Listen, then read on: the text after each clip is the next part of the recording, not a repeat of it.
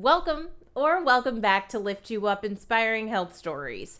I'm your host, Tamika Bickham. I'm the founder and chief storyteller of TB Media Group. But for the purpose of this podcast, I am your health and happiness matchmaker.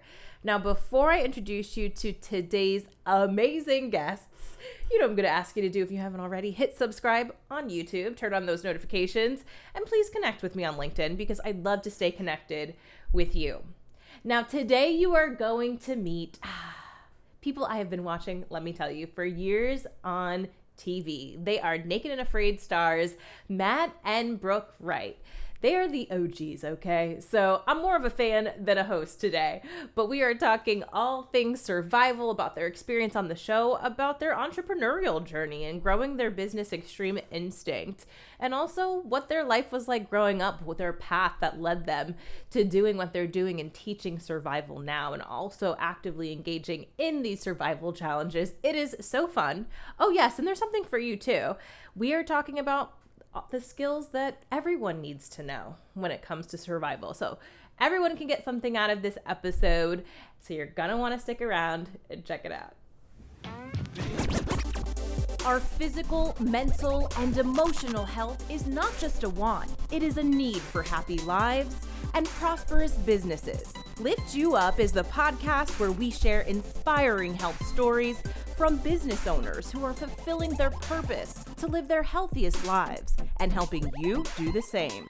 From former TV reporter to marketing entrepreneur and content creator, I care about sharing stories that matter and stories that connect us. I'm your host, Tamika Bickham, your health and wellness matchmaker.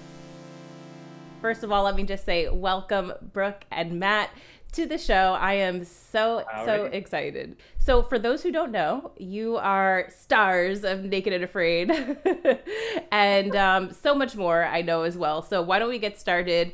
Brooke, I'll have you go first. Just tell us in a nutshell. I know there's a lot. It's a big question, but tell us about who you are. Oh my goodness. There's a big story to that, but just in a nutshell, I was born and raised here in Colorado, very rural. So I grew up with horses and raising hogs, just kind of a country girl. And then I found my way into the world of survivalism and through this guy. And through this guy over here. And I've really followed that passion and have gone on to take on my own Naked and Afraid challenge for 21 days. And since then, you know, I help my husband out every day with making knives. We make custom knives here in Colorado, and then helping people follow their passion through the outdoors with fishing, bow fishing, and teaching survival. Awesome. Okay, that was you answered a question that I had, whether you were both survivalists before, but it sounds like, okay, you got introduced to survival through Matt.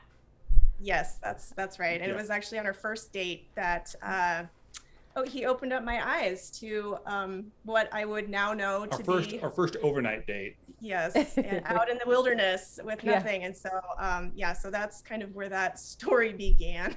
Yeah. Oh my gosh. I was like, hey, let's go on a camping trip. And I didn't tell her that we were bringing nothing and instead just going to be surviving in the bush. And it wasn't for about 4 or 5 miles in before she realized, like, where's all the stuff? And I was like, we have it on us. And she's just like, huh? Yeah. So he's lucky that I'm a tough cookie, and I was inspired by that bit of a interesting journey, to say the least, to start off a relationship. Yeah, because nobody better be surprising me with that on the first overnight. Okay? It's not for everybody, trust me. And what, I'll just say one thing that draws me to you two on the show is just how, loving your relationship seems, and just how supportive you two are of each other, like on your journeys as well. So I think that's wonderful. So Matt, I'll ask you the big question. Tell us a little bit about you. Who are you? Well, so I was kind of that kid that when the other kids were playing in the playground in the sandbox, I was like out trying to catch the local bunny. I was always a little bit wild, a little feral. So as early as I remember it, I remember being like, I'm sleeping in this bush tonight. My dad's like, we have a camper right here. And I was like, I don't care. I'm sleeping in the bush. And And it was just kind of that passion of mine was to do things sort of the hard way, the primitive way. I always enjoyed, reading up on the primitive people and our ancestors as they made their treks through, unknown territory. So that passion kind of stuck with me. So I've always done the survival stuff, the hunting, the survival, the go out with almost nothing. And it wasn't until I got out of the military, I was in the special ops part of the military for a little bit. And when I got out, I realized, you know what? It's now or never. I need to take my passion and make it my business. And ever since that, it's when we started Extreme Instinct. And I was kind of a lone wolf in my own business for many years until Brooke came along, and then we were able to bump it up to the kind of the next level it is now. So. Yep. Yeah. I was reading that kind of in your bios that it seemed like, maybe she helped form the business of Extreme Instinct. So I'm wondering, did Extreme Instinct start before or after your first time on Naked and Afraid? All the way back 2005, I was a hunting guide. I started making knives for some of my hunting clients. Then, before we know it, they wanted a couple more knives for family, for friends, and the word of mouth started going out. And, besides the knives, I always enjoyed the survival. So I thought to myself, you know what, who needs a survival class the most is the homeless population. And the very first survival class I ever gave was probably back in 2007 to a group of homeless individuals that were living along a river system. And it was an eye-opening experience, how little they knew of the survival part. But it also was like, gave me that inspiration. And I was like, oh, you know what? A lot of people need this knowledge. And ever since that, we've been doing classes, doing custom knives, the same stuff. Now it's just gotten a little bit more diverse. All over the world, we're sending knives and people fly in from all over the place to take classes with us. Yeah. And I for a long time, right when Matt and I met, I was working in nonprofit at a nonprofit blood center in Denver. And I was there for almost 11 years. And it wasn't until I saw that, business is really, me working part-time when I'm not working my full-time job, I was trying to help, forge our small business along. And so it forced me to just kind of leave the nonprofit world and then basically work for our business full-time. And, I've got a background in marketing and video and all of that. So kind of all of the back end stuff that Matt doesn't do that I can help with. So it was just a natural marriage of. It goes without saying that the kid that refused to even play on the playground, it was like hunting rabbits, wasn't ever getting really good at the computer skills. Right. That is not Matt's forte. So making knives, great. So, I thought it was a pretty big accomplishment to respond to emails. Brooke was like, oh my God, you got to do more than that. And so Brooke has been essentially the fire, the fuel that's actually, got our name out to multiple places and got essentially things running smoothly how they're supposed to be. Love that. Hey, you guys are complementing each other's strengths and weaknesses, and it's obviously working. So, so far. So let's talk about Naked and Afraid a little bit. How did that even come into your world? Like, how did that come to be? The very first season of the challenge, I was sitting home. All of a sudden, it came on TV, and I looked over at Brooke, and we're watching it. Hour goes by, end of the final extraction on the challenge goes over, and I looked at Brooke. I'm like, I need to get on this show. And she looked at me, and she's like, they look like emaciated war victims. They look pretty bad. Like they're falling apart. Why would you want to go on that show? And I was like, what if I could go out on a show like this and not look like I'm an emaciated war victim at the end? What if I can come out thriving, come out strong as I went in? And she looked at me, she's like, well, there's only one way to test that. And you'd have to apply. So, I just got on the computer and I had no idea how to apply to a TV show. So I sent to the casting company, I sent, hey, if you're looking for Mr. Wright, be my last name, here I am. So cheesy. Here I am. Stop messing around with those others, And I sent it to him just like for funny. Well, they responded, and I looked at bro. I was like, "Oh my god!" I was like, "This is kind of real now." They're asking for more information, and so we gave him some information. Before you know it, I was, very very quickly, really. They flew me to L.A. to get me an interview. Well, what's funny is myself. I'm going into this like it has to be real. It has to be the most, like real challenge I could face. I mean, I've already tested myself through all the years. I was like, this better be, be real. Well, I get to the hotel. They tell us we're sequestered in LA, and they said they'd be bringing food in for breakfast, lunch, and dinner to the hotel. We're not on a challenge yet. We're at like a, resume application period. And well, I'm in my hotel. No breakfast came. And I was like, oh, they're testing me. Then lunch came.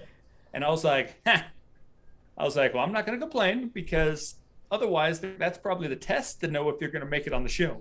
All of a sudden dinner rolls around, and a guy comes in. He's like, okay. He's like, how was your meals? They've been good. And I was like, that's funny. I was like, no meals. And he was like, oh my God, no, you're actually supposed to get meals. But before long, it was maybe a month later, I found myself in Thailand on my first challenge. And I told Brooke then it was once in a lifetime opportunity. Well, it's turned into quite a few opportunities. Is it 6? 7 times. 7 now. Yep, there'll be a 7th one airing this year. Okay. Oh my goodness. So is it fair to say that you are now addicted to these survival challenges? I do really love it. I think if you do it right, you'll find what I call the beautiful suffering. That is like, you might be destroyed by bugs, thorns, the heat, the cold, whatever it might be. But it really is a beautiful moment to step back and leave everything and do it. And if you do it for the right reasons, and my reasons are to go out there and test myself. I want to ask Brooke, because you also did your own challenge where I believe your partner tapped out on day 6 and you spent 15 days by yourself. Yep, which, I mean, this is just mind blowing. And so impressive what both of you have been able to do. But tell us a little bit about your challenge. And also, I want to know from each of you, what really draws you to this? I was gearing up to go to Mozambique, and it's the only location that they have only done once, and for many reasons. But I got to this environment trying to do as much research as I could and preparing myself. First off, Brooke is crazier than I am, because most people do the challenge not knowing how crazy it's going to be. She has seen the scars. She's known that snakes have spit venom in my mouth, my eyes. Like, she knows these things, and she still decided, I want to go do it. And there I am in Mozambique, and my partner, right out of the gate, he wanted nothing to do with being there. He thought it was absolutely horrific. And if he had had it his way, he probably would have tapped on the very first day. But, producer really convinced him to stay as long as he could, and he did until day 6. And then, Matt's words of wisdom to me going into the challenge was, be prepared to lose your partner. They might tap, and be prepared to be solo and be okay with that. It was this beautiful moment where Matt's words rang true about, it's happening, it's real. And here I am in the middle of Mozambique, completely alone, with only the camera crew there for about maybe 8 hours a day, and they take their breaks, but at night completely alone and left to the elements. And about 14 hours a day you're 100% solo. Yeah. So I'm in this wild and crazy environment all by myself, and I feel like I am such a small fraction of this, but I would do it all over again in a heartbeat. And especially with this one, I'd love to do a challenge like that. Why do you say that? Why do you say you would do it all over again? Like, what is the draw for it with you? The draw for me was the fact that I tested myself in a way that I did it by myself for 15 days. And it's such a testament to your skill level, and largely in part to, your mental capacity and what you're able to handle. When you get home, you have such a greater appreciation of materialistic things don't matter, but they make your life so much more comfortable, and it just gives you such a great appreciation for your own health and happiness, and what you're able to do under such stress and work through situations with nobody else to help you. And it's just it's a profound experience. It really is. And Matt, powerful. What would you say for you as far as the draw for, like, what draws you to doing these challenges? Yeah. One of, like, and the main reason when I first decided to do a challenge, from the beginning, was to go out and kind of accomplish what's never been done. And Brooke always tells me, see the invisible, do the impossible. And on these challenges, it's a crazy dream come true for me, because as a kid, I wanted to go to the Amazon and live like a native. Well, they just happen to be naked mostly. So I didn't really think about it all the way, but I guess my dream was to run around butt naked in the Amazon jungle.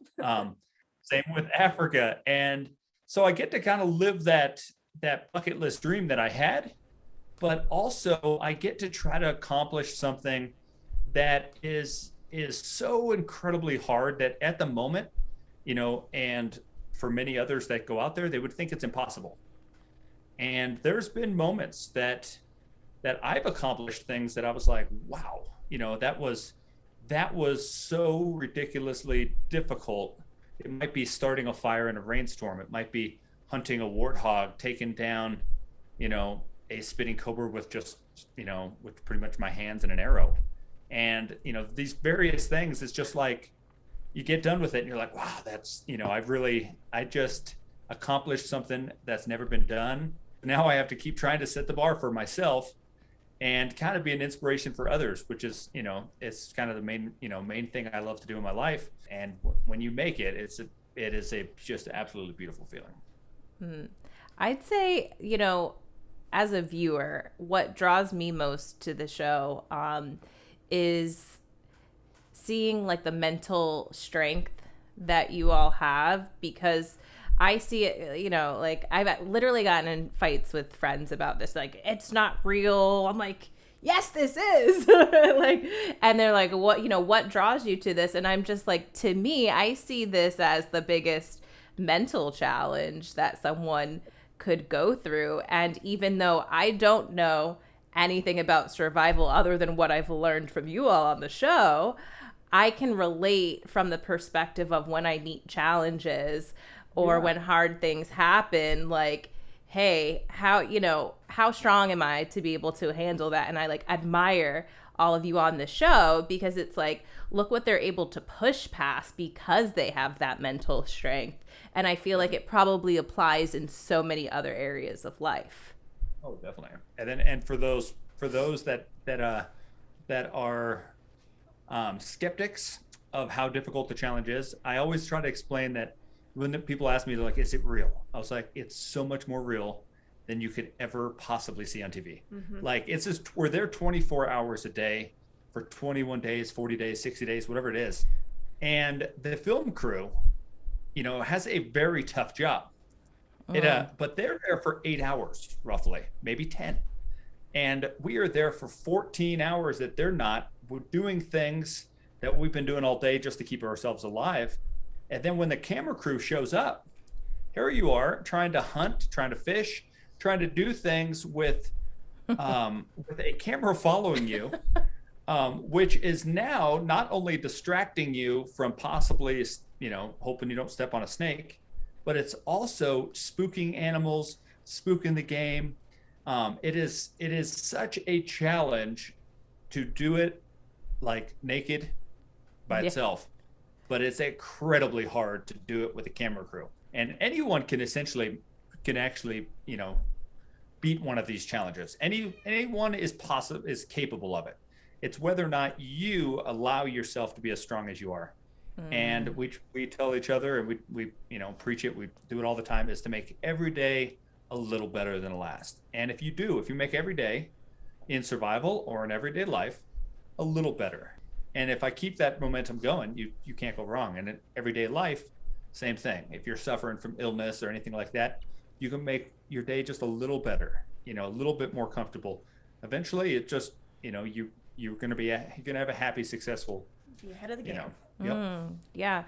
I like what you said there. You said, really, anybody can beat one of these challenges. Is that true? Yep. Oh, if you find it in your mind, there's people who are not not survival savvy, people who do not have the survival skills that I would ever want them to teach anyone anything. But at the same time, they get out there, and when cards are stacked against them, incredible strength happens. Well, yeah, you yourself, boom, no problem. If, you can do it. You could do it. You could do a challenge. If you're willing to get bug bit and thorns and everything else, you could totally do it. We'll talk about that. I literally joke about this with my mom because we like watching the show, and she's just like, you could never handle the bugs. You could never. I want to know, what would you both say is the biggest or most surprising thing that you learned about yourselves by doing this? In survival, you often have to stop, and you have to accept where you're at and just be patient. And that was never a strong point of mine, but it, without really knowing it, I had that, in me. I found out real fast that I can be incredibly patient.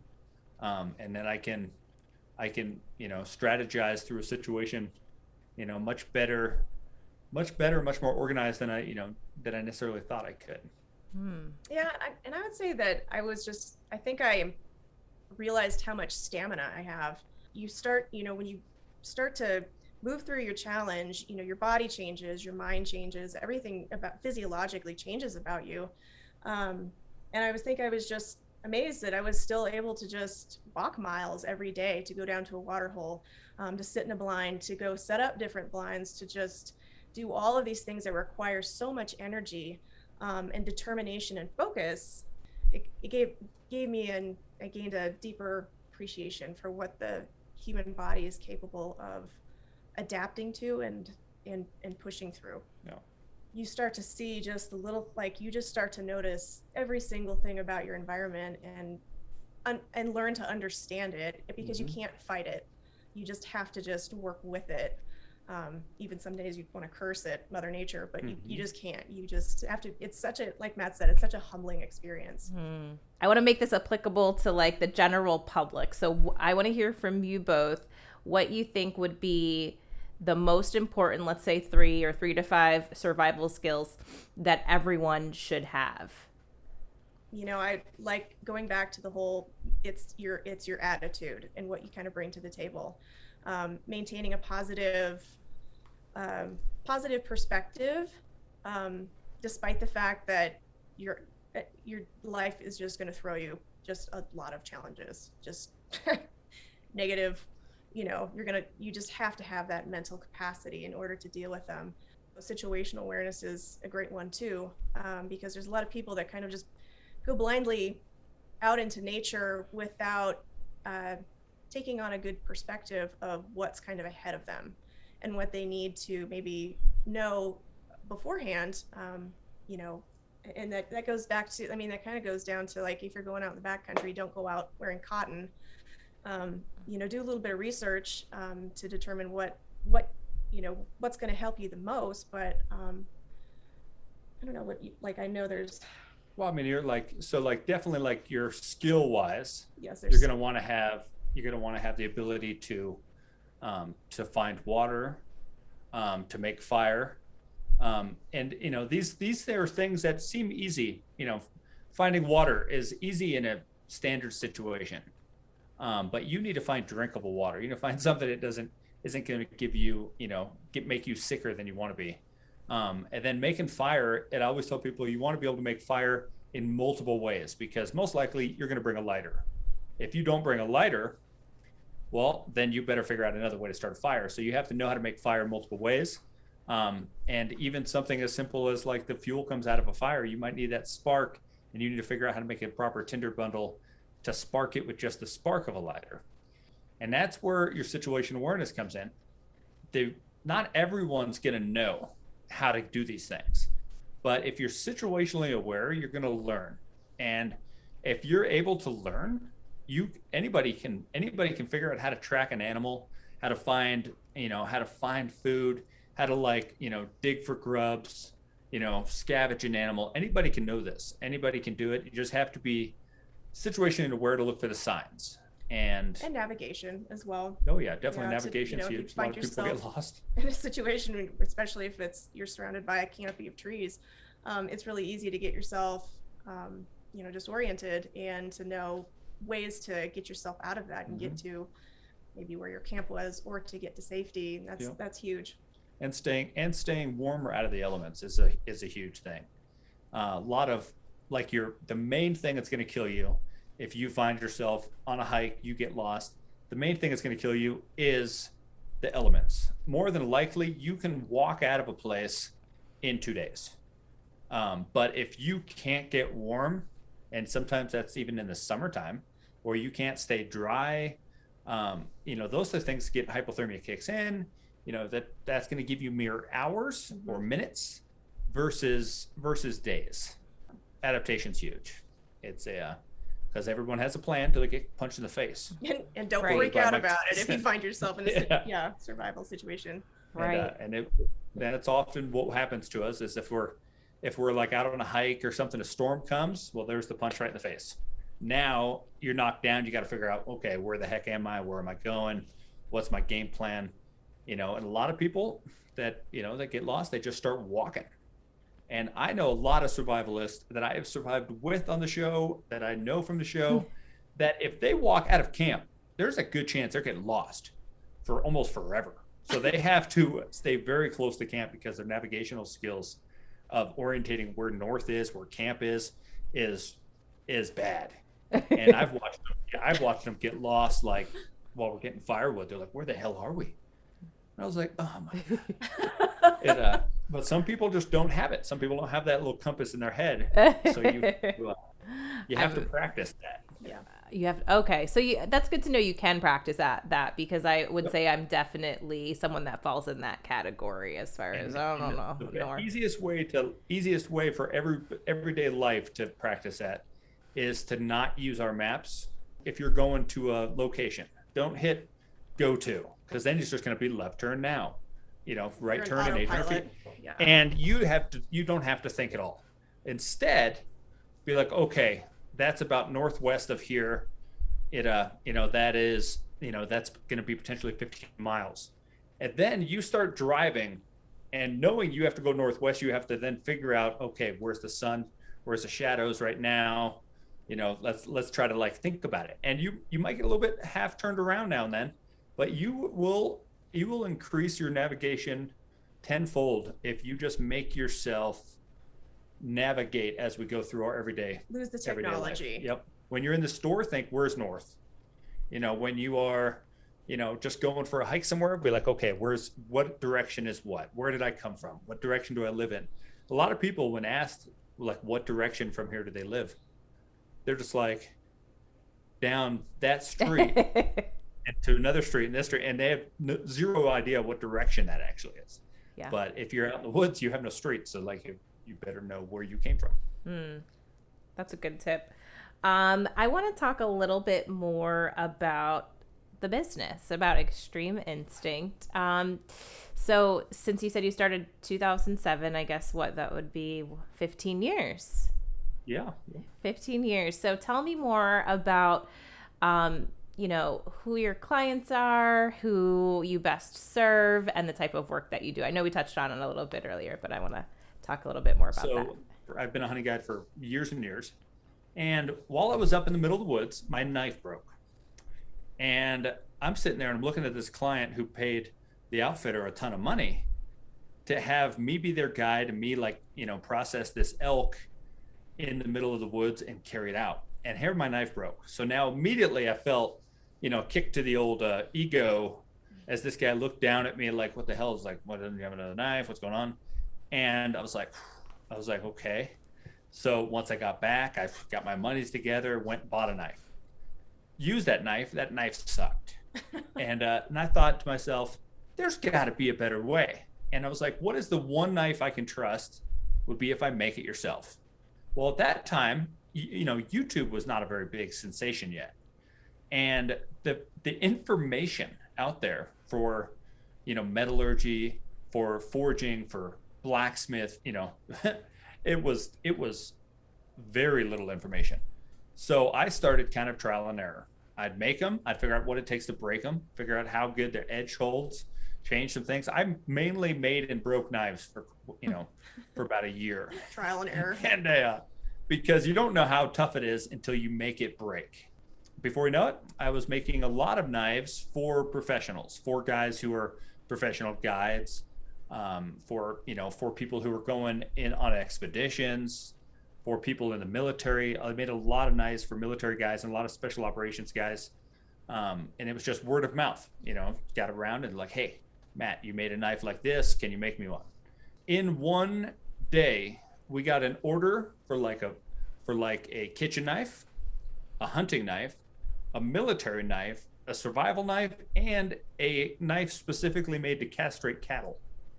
All on the same, that's Yeah. we have no idea what orders are coming in next, but but that's the fun part, because we don't do cookie cutter knives. We don't just sit there and put all the same ones out. A lot of people do. It's a lot easier to do that as a knife maker, but we enjoy the custom, one-offs. And that's when someone will bring us, like, somebody brought us a paddle from a canoe one time, and they said, hey, I need a knife. This was my grandpa's paddle that he paddled, down, I believe they said, the Arkansas River or something. And can you make a knife handle? Of course. The handle can actually be like something that's very, very special. Yeah. No, I love that. And that's why I'm sure you have the customers that you do, because you do offer that custom knife making experience that can be very special and personal to your customers. So I want to ask about the survival classes. How does it work? You mentioned that people are flying in from all over the world to do them. So what do those look like? So our survival classes, we wanted to adapt to different environments as much as possible. So what we did is we've been doing them in Colorado, and Colorado, you're going to be up at anywhere from about 6,000 feet in elevation all the way up to about 10,000 feet in elevation. And it gives you that alpine, the Rocky Mountain, survival class. Well, then we wanted to sit there and branch out. We're like, you know what, not too far away is as close to the jungle swamps as you can get to like another country.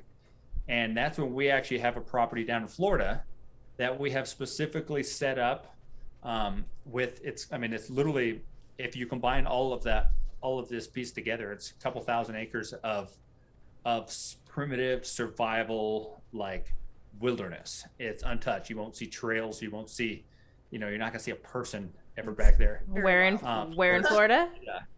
And this is the southwest side of Florida. Okay. So it's a little town. It's just up from the town of Punta Gorda. Okay. Near a little area of Fort Ogden.